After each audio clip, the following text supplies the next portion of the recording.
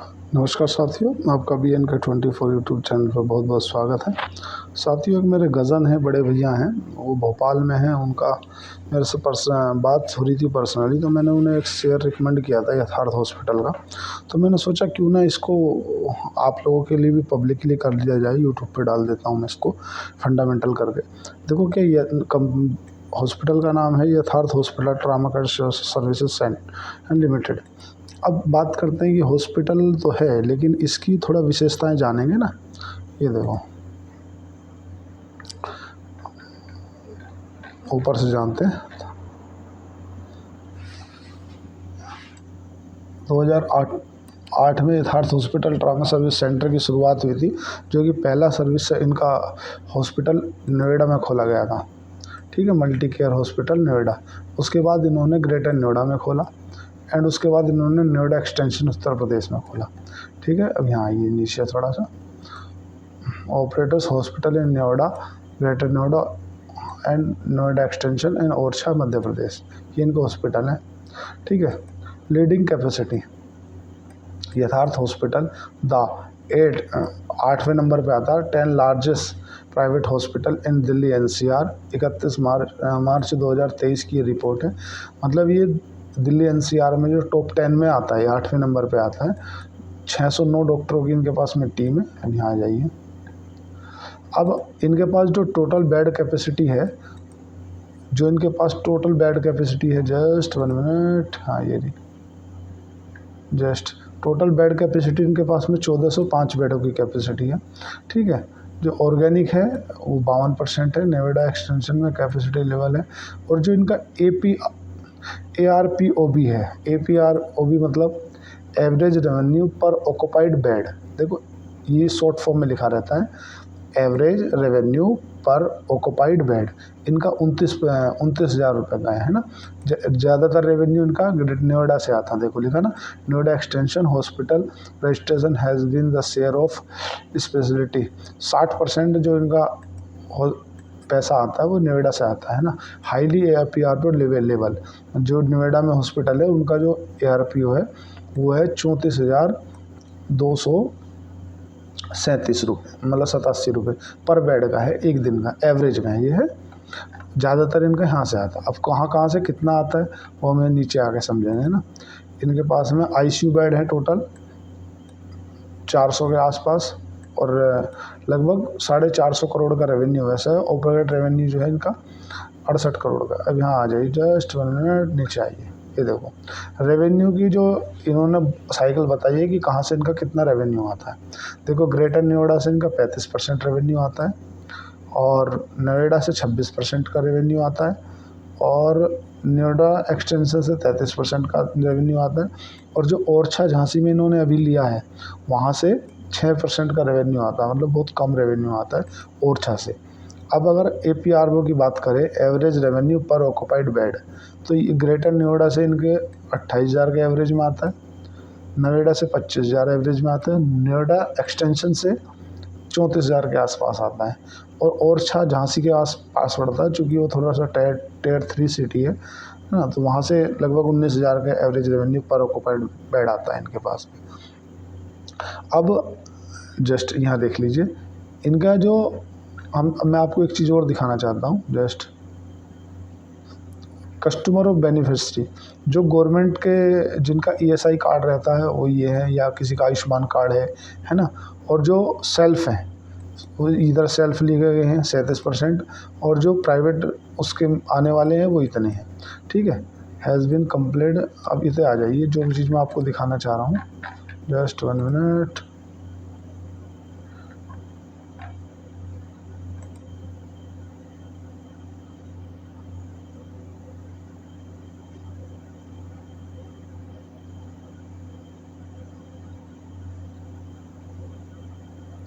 ये अपने हॉस्पिटल की थोड़ी सी इन्होंने वीडियो डाल रखी है, जो इनके हॉस्पिटल हैं। ये ओरछा वाला हॉस्पिटल है।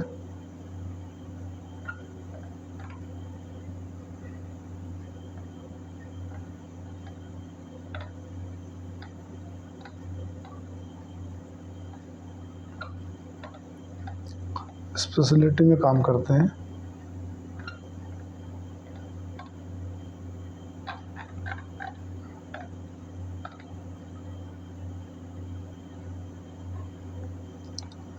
ये हो गया।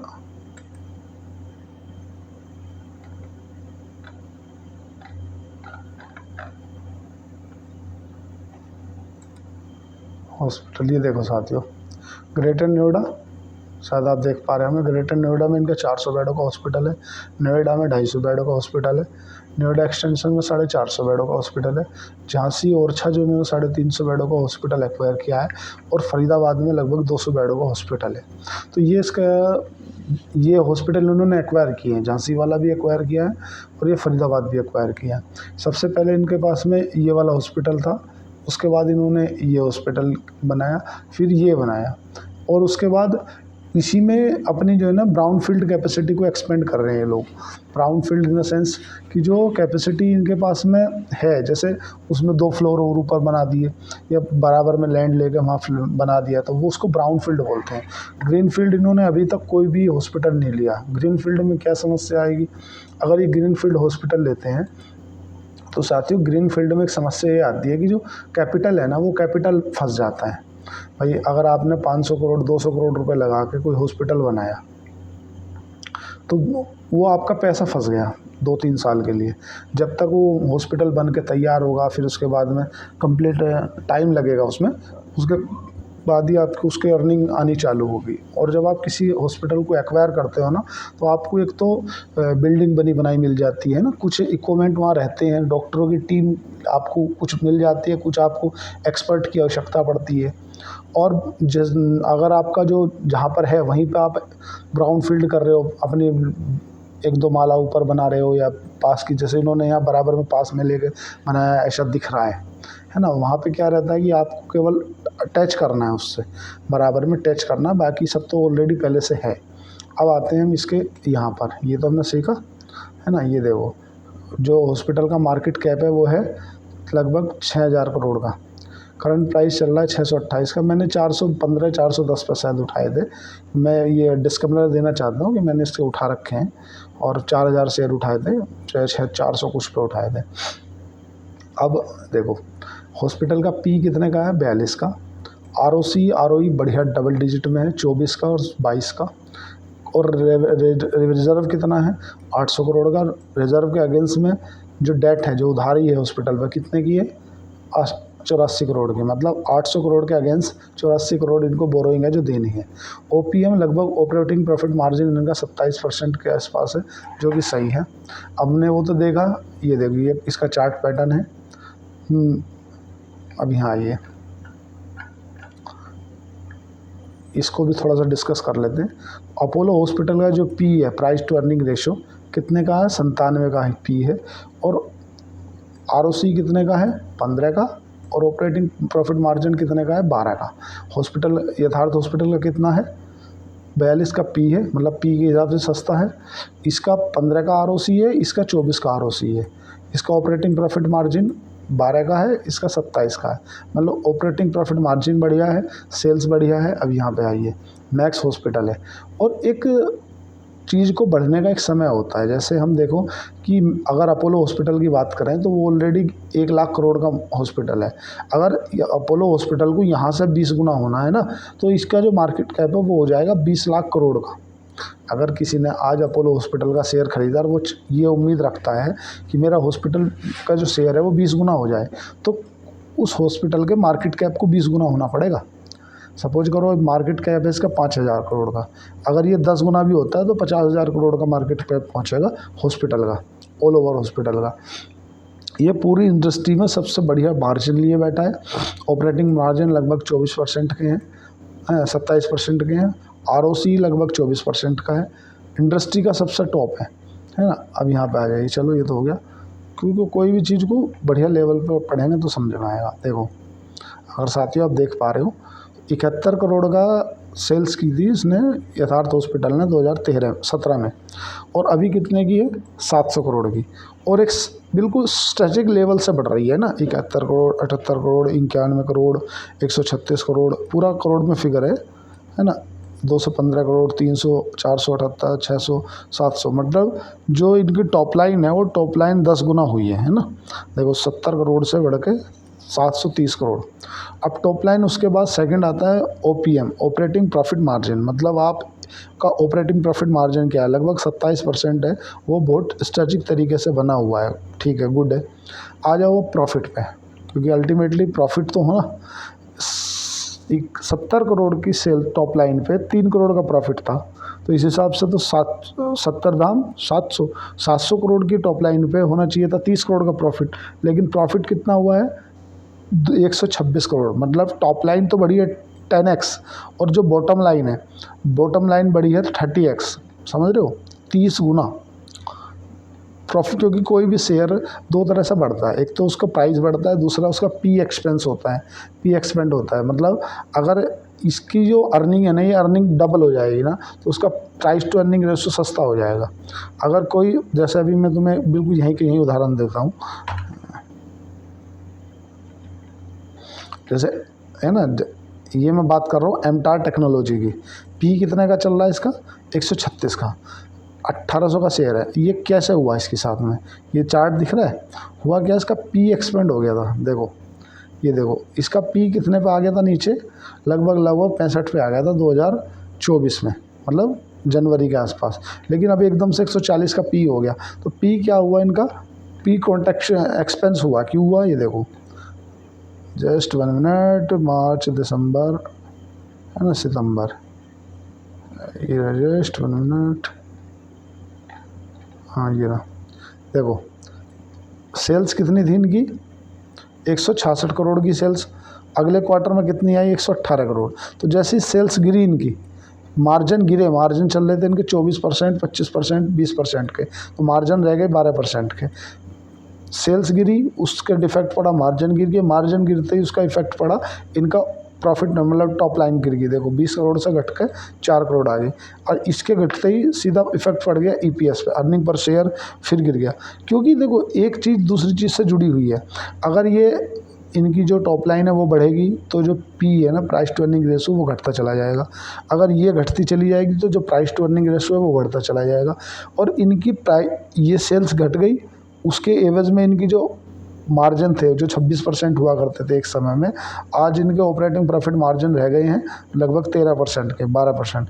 मतलब मार्जिन आधे हो गए, सेल्स आधी हो गई, ठीक है। प्रॉफिट जो इनके समय पे, एक समय पे इसका 30 करोड़ का, 31 करोड़ का प्रॉफिट हुआ करता था एमटार टेक्नोलॉजी का, आज 4 करोड़ का प्रॉफिट रह गया।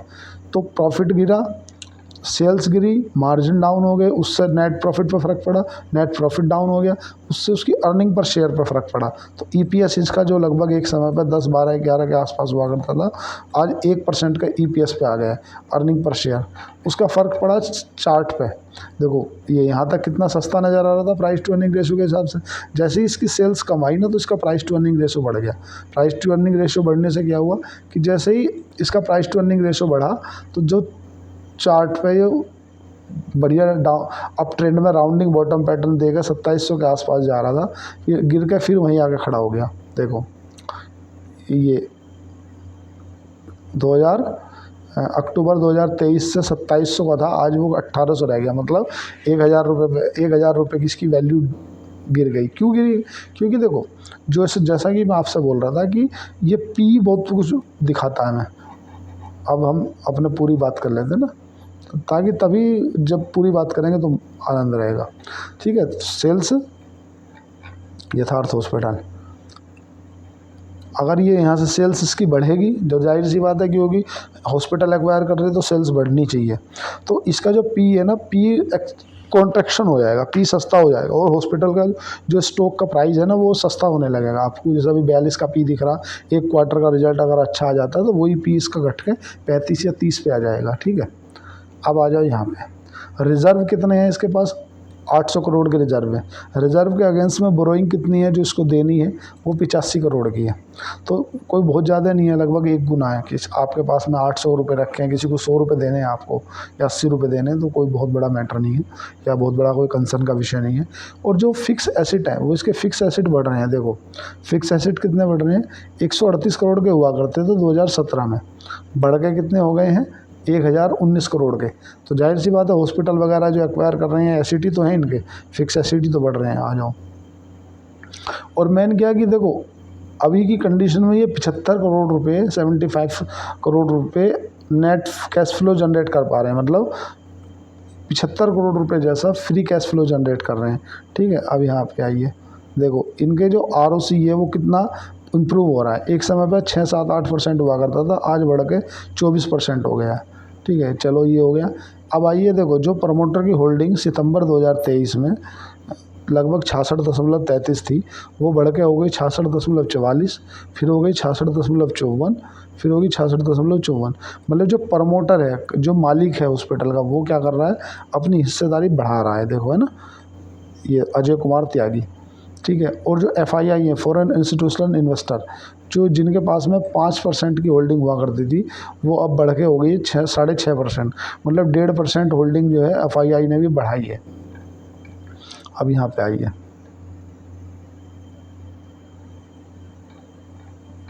चलो प्रमोटर की होल्डिंग के लिए एक बात और बताना चाहता हूँ। प्रमोटर होल्डिंग क्यों मैटर रखती है, क्योंकि उसी विषय पे एक बात और चल रही थी, तो इस साथ संगे मैं ये भी क्लियर कर दूँ। देखो मैं इस वाले की बात कर रहा था,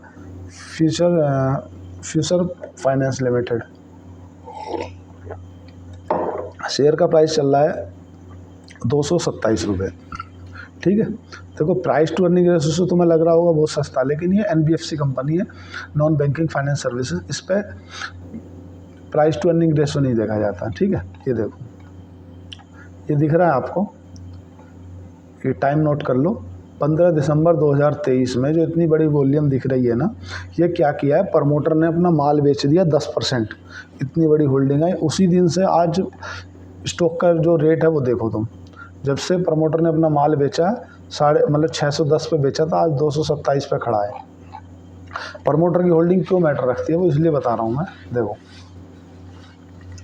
ये सब चीज़ें प्रमोटर को मालूम थी कहीं पहले से इंटरनली कि ऐसा कुछ होने वाला है हमारे साथ में, है ना। देखो मार्जिन घट गए, फाइनेंसिंग मार्जिन जो इनके लगभग 20, 22, 25, 26% हुआ करते थे, वो नेगेटिव में पहुंच गए, नेगेटिव में 10%। ठीक है, पहला नेगेटिव पॉइंट आ गया। ये चीज़ प्रमोटर को पहले से मालूम थी, इसलिए उसने माल बेचा। ठीक है, टॉप लाइन मैटर नहीं करती क्योंकि ये NBFC कंपनी है। अब यहाँ पे आइए, देखो बॉटम लाइन पे आइए। बॉटम लाइन जो इनकी एक समय पे 133 करोड़ या 126 करोड़ के आसपास प्रॉफिट हुआ करता था, ये नेगेटिव में पहुँच गई। 30 नेगेटिव में, मतलब लॉस में हो गए 36 करोड़ के। प्रॉफिट तो कहीं नहीं, लॉस में। आ जाओ यहाँ देखो, EPS जो इनका लगभग 12% हुआ करता था, 12-13 रुपये पे हुआ करता था। EPS in the sense earning प्रति शेयर, जितने शेयर में कंपनी शेयर में मार्केट में शेयर लिस्ट हैं, उन शेयरों को उसकी अर्निंग से डिवाइड कर दिया जाएगा, तो अर्निंग प्रति शेयर निकल के आ जाएगा। तो अर्निंग पर शेयर जो उसका लगभग 12-13 के आसपास हुआ करता था, वो आज नेगेटिव में चला गया। ठीक है, ये देखो ग्रॉस NPA, ग्रॉस NPA मतलब नेट NPA कि ग्रॉस NPA, और ये नीचे है नेट NPA, जो एक समय पे इनका सुधार होकर 2-2.5% रह गया था। मतलब 100 में से 2-2.5% आदमी ऐसे थे जो इनका पैसा नहीं देते थे, आज वो बढ़ के हो गया 6%। तो ये चीज़ें कहीं ना कहीं प्रमोटर को पहले से मालूम थी, क्योंकि हमारा जो पैसा हमने कहीं दिया है, समूह लोन में दिया है, वो पैसा अटक गया है, आया नहीं। तो अच्छी बुल फेस में मार्केट है, तो क्यों ना कुछ पैसा इन कैश कर लिया जाए। ठीक है, यहाँ देखो, जाहिर सी बात है उधारी तो होगी। जस्ट 1 मिनट, ठीक है। आइए, ये देखो कैश फ्रॉम ऑपरेटिंग एक्टिविटीज़, मतलब जिस धंधे को आप ऑपरेट कर पा रहे हो उससे आप कितना पैसा जनरेट कर पा रहे हो।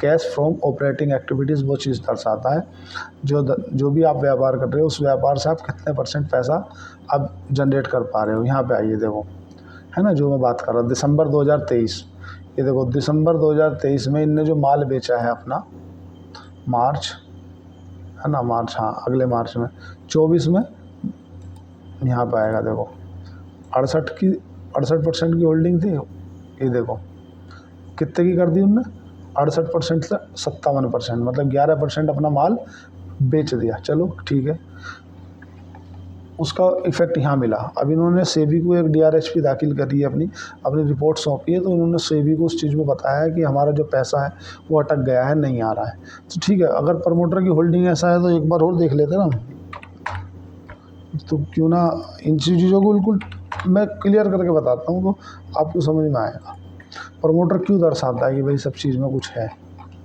मैं कंपनी खोल रखा हूँ सोम डिस्लरी प्राइवेट लिमिटेड, ठीक है, सोम डिस्लरी बर्वेजेस। ये देखो, एक तरफ क्या है कि प्रमोटर 2017 में प्रमोटर के पास में श्री जगदीश कुमार अरोड़ा जी हैं, 22% की होल्डिंग थी। आज वो उन्होंने होल्डिंग अपनी कितनी कर ली है, 35% की, मतलब 13% होल्डिंग खरीदी है। किससे खरीदी है, पब्लिक से। ये देखो, पब्लिक पर 77% थी, आज वर्तमान में 63% की होल्डिंग है पब्लिक के पास में। एक तरफ प्रमोटर माल खरीद रहा है क्योंकि उसे अपनी कंपनी में फ्यूचर की ग्रोथ दिख रही है, और एक तरफ प्रमोटर अपनी होल्डिंग बेच रहा है क्योंकि उसे फ्यूचर के पाप दिख रहे हैं कि जो पुराने पाप है वो सामने आ सकते हैं। तो बहुत कुछ देखा जाता है साथियों, अकेला शेयर का प्राइस ऊपर नीचे नहीं देखा जाता। ठीक है, अभी देखो, चलो यहीं भी अगर बात कर लेते हैं, डिस्टिलरी खोल ही ली तो इसको भी देख लेते हैं। देखो शेयर का प्राइस क्यों बढ़ा, जो इसको फंडामेंटल पढ़ता है वो समझ गया होगा। जैसे ही 2017 में, चलो यहाँ से हम बात करेंगे ना, यहाँ तक इतनी तो पढ़ रहे होगे ना, जिसने 2017 में 250 करोड़ की सेल, 351 करोड़ की सेल, 393 करोड़ की सेल, 460 करोड़ की सेल, इसको कंसिडर नहीं करेंगे क्योंकि ये कोविड का समय है। तो जो व्यक्ति यहाँ पे इसको समझ गया था, और ऑपरेटिंग मार्जिन जो थे बिल्कुल सडनली थे, कोई दिक्कत नहीं थी, नेट प्रॉफिट लगभग सही था, कोई दिक्कत नहीं थी।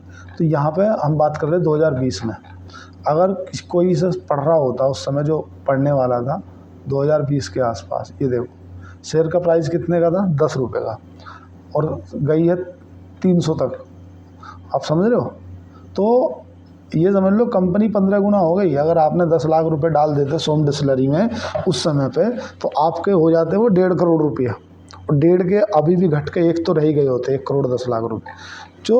और अभी भी यहाँ से भी मुझे सोम कंपनी में जो अनुमान लग रहा है कि यहाँ से भी 3x 4x हो सकती है अगले 3 से 4 साल में, क्योंकि कंपनी की जो कैपेसिटी है वो बढ़ रही है। देखो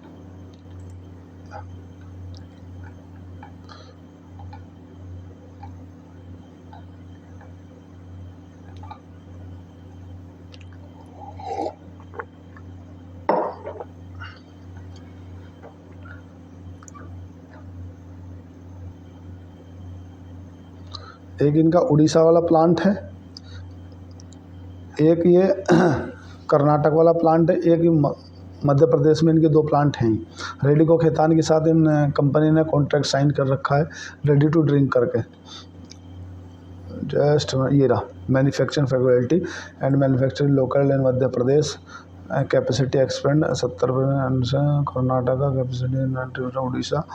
ठीक है, तो हम बात कर रहे थे कि वीडियो ज़्यादा लंबी हो जाएगी, इतनी लंबी वीडियो क्या लोग बाग देखते भी नहीं हैं।